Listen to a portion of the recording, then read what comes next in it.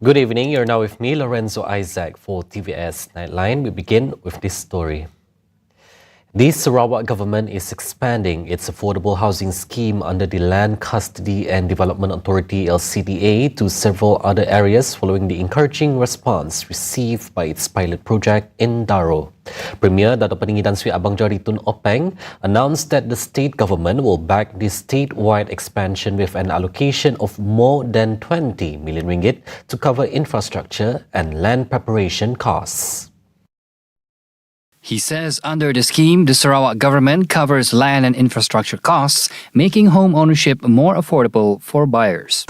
Dan rumah ini sebenarnya kalau dilihat dimiliki dengan tanahnya kurang-kurang 300,000 dengan temboknya, utilitinya, semualah. Tapi harga infrastruktur itu 150.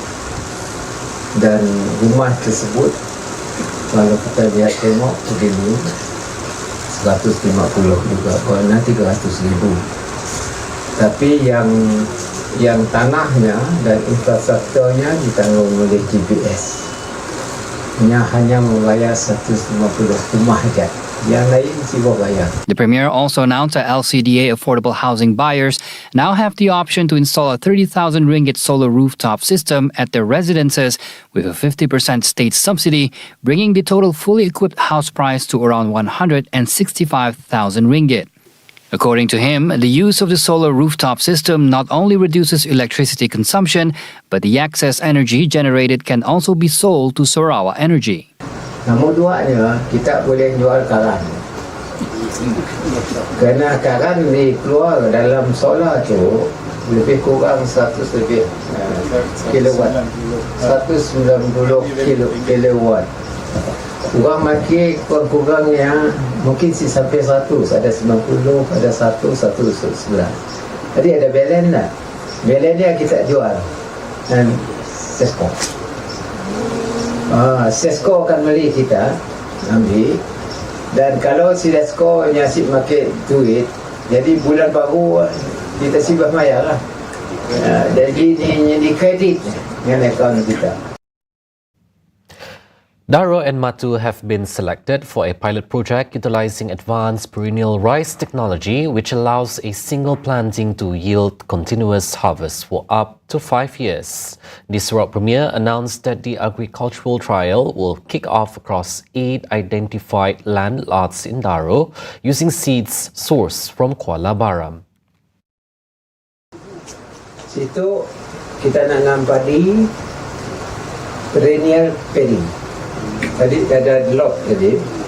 Padi tu saya dah tanam lagi. Tanam sekali sentiasa berbuah 5 tahun. Ini aja padi kita ya. Kena teknologi baru. Kita kerjasama dengan universiti di Yunnan. Di Yunnan negeri China. Tanam tak padi. Dekat kita nuainya waktu menuai tadi dah masak. Tanda hajat nanti berbuah lagi. Meanwhile, Abang Johari says he has approved supplementary funds to complete the SK Batang Lasa Access Road in DARO. He reaffirmed the state's commitment to strengthening coastal road networks, ensuring every village is connected to better, fully completed road. DARO sejauh apa je kampung dalam daerah tu akan dihubung dengan Juraya nak kata oleh YB kita tadi. YB kita, sandal dan kopi saya ada lah kan kerja kuatnya tu. YB kita tu ada lah juga surat. Yalah, approve aja lah. Approve. Hari tu dia masuk juga. Hari tu masuk lah. Nak lebitanya. Tapi ni ada saya awal. Jadi saya tu ada juga lah claiming saya membuat duit dia. Okey dah yuk, nak minta yuk saya. Air Borneo today officially opens its first ticket office at the Kuching International Airport, strengthening customer access to face-to-face ticketing services and support. Air Borneo Chairman Dato' Amar Muhammad Abu Bakar Marzuki says the opening marks another significant milestone in the airline's journey to deliver more efficient and customer-friendly services. I think this is mark of our very, I would say, another journey, the start of another journey, and of course everything, any journey should start from a small steps. So I would say that we will ensure that from time to time we will provide a very efficient service to our customers. Air Borneo also voiced out plans to establish ticket offices at every new destination it serves in the future. Air Borneo CEO Megat Ardianwira Muhammad Amiduddin says the move is intended to make face-to-face services more accessible across the airline's network. Currently, Air Borneo operates 5 ticket offices located in Kuching, Kota Kinabalu, Miri, Labuan and Lahad Datu. Prime Minister Datuk Sri Anwar Ibrahim is warning schools administrators not to cover up bullying cases just to salvage their reputation. He calls for immediate action to shield victims, insisting that even so-called minor incidents can leave devastating lifelong scars on students. Anwar cautions that this is a nationwide challenge that can affect any educational institution. Saya tidak pergi seorang guru besar atau pengetua tu salah kalau dia bongkarkan satu kes. Pelajar ada 1,000, ada 2 kes budi, takkan nak salahkan pengetua.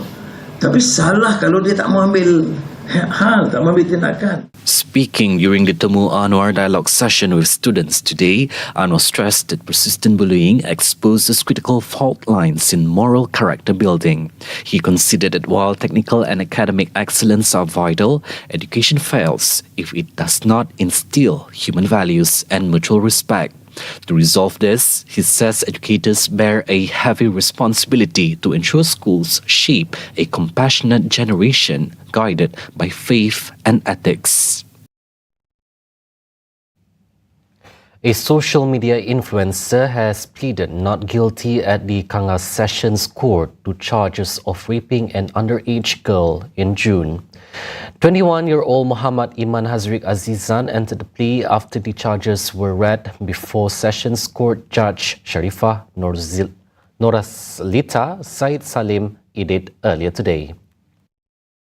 According to the charge sheet, the accused allegedly raped the girl, who was 14 years and 10 months old at the time, at a residence along Jalan Tiong, Taman Kangar on June 17. He was charged under Section 376 in bracket 1 of the Penal Code, which carries a prison sentence of between 10 and 30 years and whipping upon conviction. The court granted bail at 13,000 ringgit with one surety.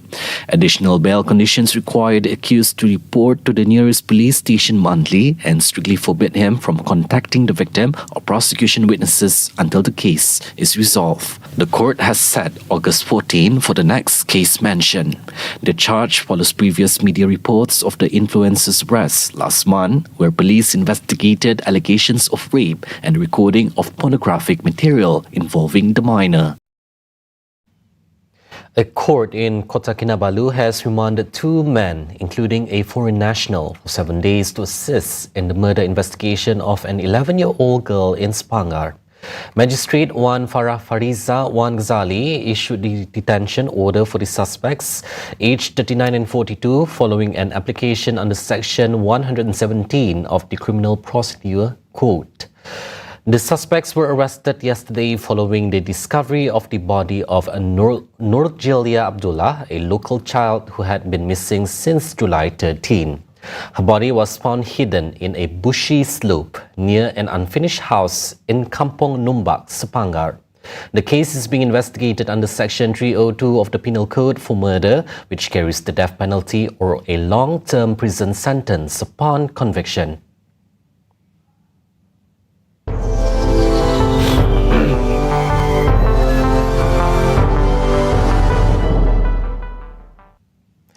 A dramatic escalation in the West Asia war overnight as US airstrikes hit the Iranian city of Ahvaz, forcing the frantic evacuation of a children's cancer hospital following nearby explosions. The attack has triggered retaliatory threats from Tehran to shut down critical regional energy routes, causing global oil prices to surge for a 5th consecutive day. RT correspondent Saman Kajuri with the report.